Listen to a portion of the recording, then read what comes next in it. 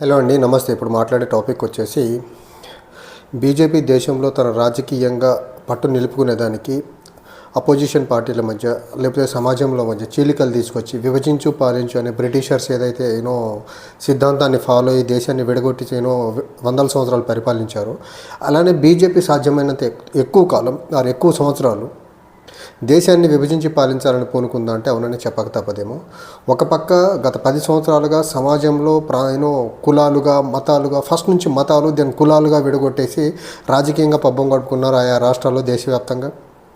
ఇప్పుడు కులాలు మతాలు ప్రాంతాలు పక్కన పెట్టేసేసి దేశ స్థాయిలో ప్రస్తుతానికి పార్లమెంట్లో గడ్డుకాలం ఎదుర్కొంటున్న ఈ టైంలో అది అదాని అంశం అవనివ్వండి, ఈవీఎం అంశం అవనివ్వండి, లేకపోతే రాజ్యాంగాన్ని తూట్లు పొడుస్తున్నారన్న అంశంలో అవనివ్వండి, వీటన్నిటి నుంచి గట్టునెక్కేదానికి అపోజిషన్ పార్టీలో కొన్ని పార్టీలని తన ట్రాక్లోకి తెచ్చుకొని అపోజిషన్ పార్టీ ప్రధానంగా కాంగ్రెస్ పార్టీ చేస్తున్నటువంటి ఏదైతే విధానాలు ఉందో బీజేపీకి అగెనెస్ట్గా చేస్తున్నటువంటి ప్రొటెస్ట్లు, వాటిని కౌంటర్ చేసేదానికి అపోజిషన్ పార్టీలతోనే మాట్లాడే ప్రయత్నం ఏదైతే చేస్తూ ఉందో ఇది ఖచ్చితంగా బీజేపీ తన రాజకీయ ఎత్తుగడలో భాగంగా కాంగ్రెస్ పార్టీని వీకెండ్ చేసి, కాంగ్రెస్ పార్టీని ఐసోలేట్ చేసి, కాంగ్రెస్ పార్టీని ఏకాకిని చేసే ప్రయత్నం ప్రతిపక్షాల్లో చాలా ప్రస్ఫుటంగా కనిపిస్తుంది. మొన్న లోక్సభ ఎన్నికలు అయిన తర్వాత నుంచి Haryana as well as Maharashtra ఎన్నికల్లో బీజేపీ గెలిచిన తర్వాత తన పందాన్ని కంప్లీట్గా మార్చుకుంది. ఒక పక్క ఇండియా కూటమిలో భాగస్వామిగా ఉన్నటువంటి పార్టీలు ఇండియా కూటమికి సంబంధించినటువంటి కాంగ్రెస్ పార్టీ లీడ్ చేస్తున్న క్రమంలో కాంగ్రెస్ పార్టీ కాదు మమతా బెనర్జీ లీడ్ చేయాలనేసి శరద్ పవార్తో, ఉద్ధవ్ ఠాక్రేతో, తర్వాత వేరే పార్టీలు కాంగ్రెస్ పార్టీతో అంటగాగి మిత్రపక్షంగా ఉన్నటువంటి పార్టీలతో చెప్పించే ప్రయత్నం చేస్తారు.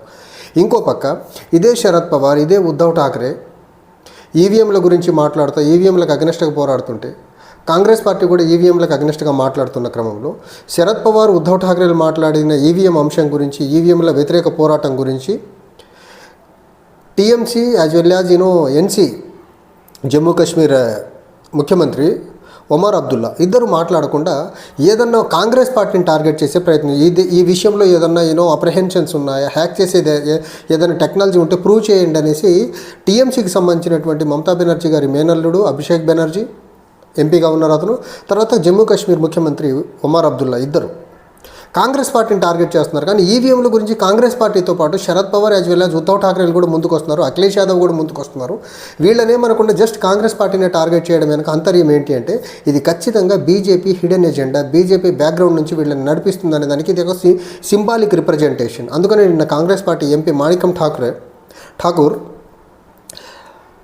ఒమర్ అబ్దుల్లా ముఖ్యమంత్రి కాకముందు కాంగ్రెస్తో చాలా క్లోజ్గా, చాలా కార్డియల్గా ఉండి ఒక్కసారి ముఖ్యమంత్రి అయిన తర్వాత తన టోన్ మొత్తాన్ని మార్చుకొని బీజేపీ లైన్లోకి వెళ్ళి బీజేపీకి అనుగుణంగా మాట్లాడే ప్రయత్నం ఏదైతే చేస్తున్నాడో ఇది నాట్ ఎట్ ఆల్ యాక్సెప్టబుల్ అనేసి కాంగ్రెస్ పార్టీకి ఎంపీ చెప్పే ప్రయత్నం చేశారు. ఒక పక్క ఇండియా కూటమిని మమతా బెనర్జీ లీడ్ చేయాలంటారు.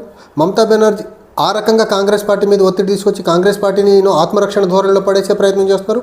ఇంకో పక్క ఈవీఎంల గురించి అన్ని పార్టీలు మాట్లాడుతున్నా Omar Abdullah as well as Abhishek Banerjee ఇద్దరు కాంగ్రెస్ పార్టీని టార్గెట్ చేయడం ఏదైతే ఉందో ఇది ఖచ్చితంగా బీజేపీ ఒక హిడెన్ ఎజెండాతో వీళ్ళని ఒక పావుగా వాడి కాంగ్రెస్ పార్టీ మీద, కాంగ్రెస్ పార్టీ చేస్తున్న బీజేపీ వ్యతిరేక విధానాలు, బీజేపీ చేస్తున్నటువంటి విధానాలకు వ్యతిరేకంగా కాంగ్రెస్ పార్టీ లీడ్ చేస్తున్నటువంటి ప్రొటెస్ట్లు ఏవైతే ఉన్నాయో వాటిని నీరు గార్చేదానికి బీజేపీ వీళ్ళని చిన్నపాటి పావులుగా వాడుకుంటుంది.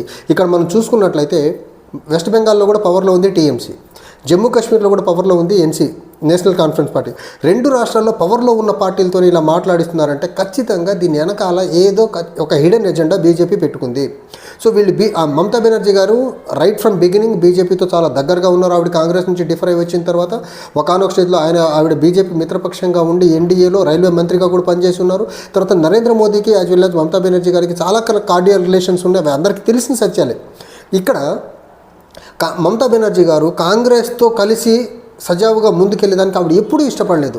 కొద్ది కాలం పాటు యూపీఏ 2లో ఆవిడ గవర్నమెంట్లో ఉన్న ఒక్కసారి ఆవిడ మన వెస్ట్ బెంగాల్ ముఖ్యమంత్రి అయిన తర్వాత కాంగ్రెస్ వ్యతిరేక విధానాలతో వెళ్ళింది తప్ప బీజేపీకి అనుకూలంగా ఉండింది తప్ప ఆవిడ ఎప్పుడు కానీ కాంగ్రెస్ పార్టీ యొక్క ఐడియాస్ మిత్రపక్షంలో ఉండి కూడా కాంగ్రెస్ యొక్క విధానాలతో ఆవిడ ఏకీభవించి కాంగ్రెస్తో సఖ్యతగా నడవాల. కానీ బీజేపీతో పొత్తులో ఉన్నా లేకున్నా కానీ బీజేపీ విధానాలతో ఇండైరెక్ట్గా ఆవిడ కలిసి నడిచే ప్రయత్నం చాలా అద్భుతంగా చేస్తున్నారు. సో ఇదంతా చూస్తూ ఉంటే ఒక పక్క అదాని అంశంలోనేమో ఎన్సీపీ సమాజ్వాదీ పార్టీ, తర్వాత టీఎంసీ అన్ని పార్టీలు డిస్టెన్స్ మెయింటైన్ చేస్తుంది కాంగ్రెస్ నుంచి. ఈవీఎంల విషయానికి వచ్చేసరికి ఎన్సీ యాజ్ వెల్ యాజ్ టీఎంసీలు డిస్టెన్స్ మెయింటైన్ చేస్తున్నాయి. ఈ రకంగా చూస్తుంటే కాంగ్రెస్ పార్టీ లేవనెత్తే ప్రతి అంశానికి వాళ్ళకి ప్రతిపక్షాల నుంచి మద్దతు లేకుండా కాంగ్రెస్ పార్టీ యొక్క రేజ్ చేస్తున్నటువంటి ఇష్యూకి అసలు ప్రతిపక్షాల్లోనే మద్దతు లేదు. ఈ ఇష్యూని సీరియస్గా తీసుకోవద్దు అని ఒక ఇంప్రెషన్ దేశం మొత్తానికి పంపించే ప్రయత్నం ఏదైతే చేస్తుందో ఇది బీజేపీ యొక్క లాంగ్ రన్ కుట్రలో భాగం ఇది. సో ఇప్పుడు TMC as well as NC లాంటి పార్టీలు ఇలా మాట్లాడటం వల్ల అఖిలేష్ యాదవ్ అవనివ్వండి, ఉద్ధవ్ ఠాక్రే అవనివ్వండి, శరద్ పవార్ అవనివ్వండి, లేకపోతే కాంగ్రెస్ పార్టీ వీళ్ళు ఈవీఎంలకు అగెనెస్ట్గా చేస్తున్నటువంటి పోరాటం ఏదైతే ఉందో అది సఫలీకృతం అయ్యేదానికి ఆస్కారం లేదు. వన్స్ ఆపోజిషన్ అన్ని పార్టీలు పట్టుబట్టి ఒక రకమైన అప్పట్లో కాంగ్రెస్ పార్టీని గద్దె దింపేదానికి 2014లో అన్నా హజారే లాంటి ఒక పప్పెట్ని ముందు పెట్టి ఎలాంటి ఉద్యమం చేశారో రామ్లీలా మైదాన్లో ఢిల్లీలో, అలాంటి ఉద్యమం చేస్తే ఈవీఎం మారి మళ్ళీ బ్యాలెట్ పేపర్కి వచ్చేదానికి ఆస్కారం ఉంది. కానీ ఇక్కడ అపోజిషన్ పార్టీల్లోనే భిన్న స్వరాలను బీజేపీ తీసుకొచ్చి ఈవీఎంని ఇంటాక్ట్గా ఈవీఎంలతోనే ఎలక్షన్ జరిపేదానికి పూనుకున్నదానికి ఇదొక సింబాలిక్ ఎగ్జాంపుల్ ఇది. సో అలాంటి పెద్ద ఉద్యమం జరగాలంటే అపోజిషన్ పార్టీస్ అన్ని యునైటెడ్గా ఉండాలి. అప్పుడు రామ్లీలా మైదాన్లో ఇండియా అగెన్స్ట్ కరప్షన్ ఉద్యమం జరిగేదానికి ప్రధాన ఎజెండా ఏంటంటే అపోజిషన్ పార్టీస్ అన్ని ఒక్క తాటిపైకి వచ్చేసి ఆ ఉద్యమాన్ని అన్నా హజారేని ముందు పెట్టి లీడ్ చేయించాయి. ఈరోజు అలాంటి ఉద్యమాన్ని ఏమైనా లీడ్ చేయాలంటే ఫస్ట్ అపోజిషన్స్లోనే యూనిటీ లేదు కదా. అపోజిషన్ పార్టీలో యూనిటీ వస్తే బీజేపీకి ఇబ్బంది అని తెలుసు కాబట్టి ఏదో రకంగా ఇండైరెక్ట్ మేనర్లో అపోజిషన్ పార్టీలతో వాళ్ళకున్న సఖ్యత వల్ల, లేకపోతే అపోజిషన్ పార్టీ లీడర్స్తో వాళ్ళకున్న రిలేషన్స్ వల్ల బ్యాక్ ఎండ్ నుంచి అపోజిషన్ని వీక్ చేసే ప్రయత్నం ఈవీఎం విషయంలో చేస్తున్నారు, అదానీ అంశంలో చేస్తున్నారు. రాజ్యాంగం పైన చర్చ జరుగుతున్న క్రమంలో కూడా దాన్ని సజావుగా ముందుకు తీసుకెళ్ళడానికి కొద్దిపాటి పార్టీలను వాళ్ళు అనుకూలంగా మార్చే ప్రయత్నం చేసుకుంటున్నారు. ఈ రకంగా బీజేపీ ఏదైతే గత 10 సంవత్సరాలుగా చేస్తుంటో రాష్ట్రాల్లో దేశంలో ఎన్నికలు వచ్చేసరికి మతాలు కులాలుగా విభజించుకుంటూ వచ్చి గెలుచుకుంటున్నారు. గెలిచిన తర్వాత అధికారంలో ఉన్న క్రమంలో పార్లమెంట్లో ఉద్యమాలు పోరాటాలు జరిగే క్రమంలో అక్కడికి వచ్చేసి అపోజిషన్ పార్టీస్ మధ్య చీలిక, సమాజంలోనేమో కులాలు మతాలుగా చీలిక, పై లెవెల్లోనేమో పార్టీల మధ్య చీలిక తీసుకొచ్చి రాజకీయంగా బీజేపీ చాలా సక్సెస్ఫుల్గా ముందుకెళ్లే ప్రయత్నం చేస్తుంది.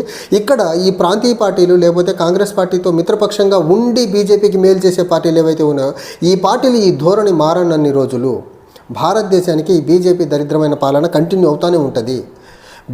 బీజేపీతో ఇంటర్నల్గా లేకపోతే సీక్రెట్ నెక్సెస్ పెట్టుకున్నన్ని రోజులు ఈ పార్టీలు కాంగ్రెస్ పార్టీ ఎన్ని పోరాటాలు చేసినా, ఎన్ని రియల్ ఇష్యూస్ని లేపినా, ఎన్ని దేశాన్ని కింద నుంచి పైకి కదిపించే విషయాలన్నింటినీ ముందుకు తీసుకొచ్చినా ముందుకు సజావుగా వెళ్ళడానికి ఆస్కారం లేదు. ఒక పక్క అపోజిషన్ నుంచి సపోర్ట్ ఉండదు, ఇంకో పక్క ఇండిపెండెంట్గా పనిచేయాల్సిన మీడియా కూడా బీజేపీ మిత్రపక్షంగా మారిపోయి మీడియా బీజేపీ భజన కాంగ్రెస్ని కార్నర్ చేసేసి బీజేపీ భజన నరేంద్ర మోదీ భజనలోనే మునిగి తేలుతుంది. ఈ క్రమంలో ఒక పక్క మీడియా రియల్ ఇష్యూస్ని లేపదు, అసలు మీడియా పాత్ర మీడియా పోషించదు. అపోజిషన్ పార్టీల్లో చీలికలు, అపోజిషన్ పోషించాల్సిన పాత్రలో పోషించి ముందుకెళ్లాల్సిన క్రమంలో అపోజిషన్ పార్టీలో చీలికలు. దీనివల్ల ఖచ్చితంగా రాబోయే రోజుల్లో బీజేపీ తన రాజకీయ విజయ పరంపరను కొనసాగేదానికే టీఎంసీని, ఎన్సీని, అక్కడక్కడ శరద్ పవార్ని ఇండైరెక్ట్గా వాడుకొని చాలా జాగ్రత్తగా తన రాజకీయ పబ్బం గడుపుకునే ప్రయత్నం అయితే చేస్తుంది. ఈ రకంగా రాజకీయ పబ్బం గడుపుకునే రోజులు బీజేపీకి రాజకీయంగా ఓటమి అనేది ఉండేదానికి ఆస్కారమే లేదు. ఒకటి, మీడియా చాలా వైబ్రెంట్ అండ్ స్ట్రాంగ్గా ఉండాలి. రూలింగ్ పార్టీ తరఫున జరుగుతున్న అరాచకాలను ఎండగట్టే ప్రయత్నం చేయాలి. కానీ దేశంలో నరేంద్ర మోడీ ప్రధాని అయిన తర్వాత మీడియా గమ్మున సైలెంట్ అయిపోయి నరేంద్ర మోదీ అడుగులకు మడుగులెక్కే ప్రయత్నంలో తేలిపోయింది కాబట్టి మీడియా తన పని తను చేయట్లా. At the same time opposition పార్టీల్లో కొన్ని పార్టీలు బీజేపీ బీ టీమ్గా ఉండి కాంగ్రెస్ని అపోజిషన్ని ద్రోహం చేయడం వాళ్ళు దేశాన్ని ద్రోహం చేస్తున్నారు. బీజేపీ కన్సర్న్లో పనిచేసుకుంటాం. చూడాలి ఈ పార్టీల తీరులో మార్పు వస్తుందా రాదా అనేది. ఖచ్చితంగా వచ్చేదానికైతే ఛాన్స్ లేదు. కానీ ఇప్పట్లో కనుచూపు మేరలో అయితే బీజేపీ తన రాజకీయ పందాన్ని